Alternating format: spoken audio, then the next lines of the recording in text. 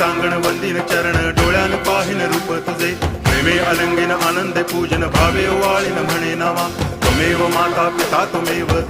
बंधुश्च सखा त्वमेव विद्या तरुणं त्वमेव सर्वं मम देव कायेन वाचा मनसेन्द्रियैर्वा बुद्ध्यात्मना वा प्रकृति स्वभावात् करोमि यद्यत् सकलं परस्मै नारायणायति समर्पयामि अच्युतं केशवं रामनारायणं कृष्णदामोदरं वासुदेवं हरि गिरिधरं माधवं गोपिकावल्लभं जानकीनायकं रामचन्द्रं भजे हरे राम राम राम